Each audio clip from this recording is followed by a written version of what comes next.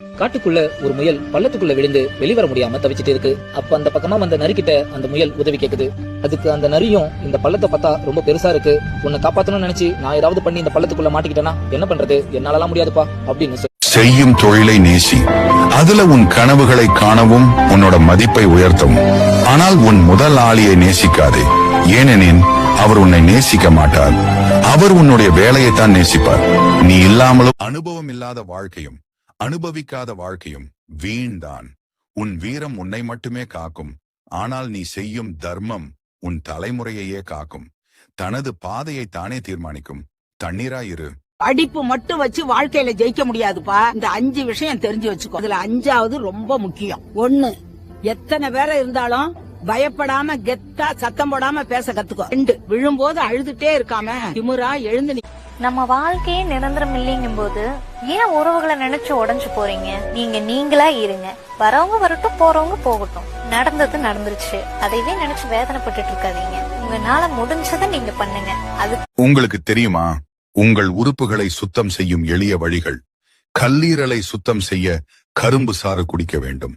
சிறுநீரகத்தை சுத்தம் செய்ய தர்பூசணி சாப்பிட வேண்டும். குடலை சுத்தம் செய்ய தயிர் சாப்பிட வேண்டும். நல்லா தெரிஞ்சுக்கோ, உன்னை யாராவது அவமானப்படுத்தினா பதிலே பேசாத, பார்த்து வச்சுக்கோ. வாழ்க்கை வாய்ப்பை தரும், அப்போ பதில் சொல். நேரம் ஒரு மாய வித்தை.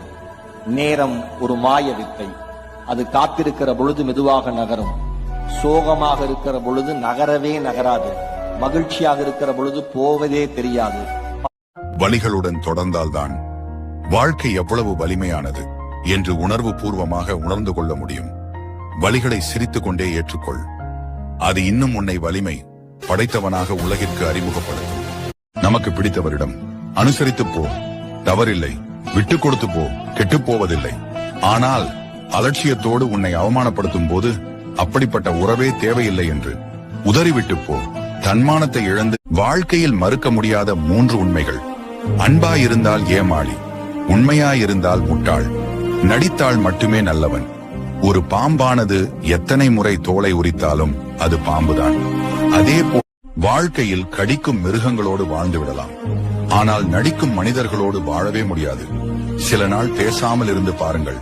இங்கு பல பேர் காணாமல் போய்விடுவார்கள். யாரிடமும் உங்களை நிரூபிக்க முயலாதீர்கள். நான் என் அனுபவத்தால் தெரிந்து கொண்ட சில உண்மைகள்.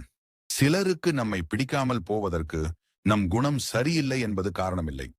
அவர்களுடைய குணத்திற்கு ஏற்றாற் போல நமக்கு நடிக்க முடியவில்லை என்பதுதான் காரணம்.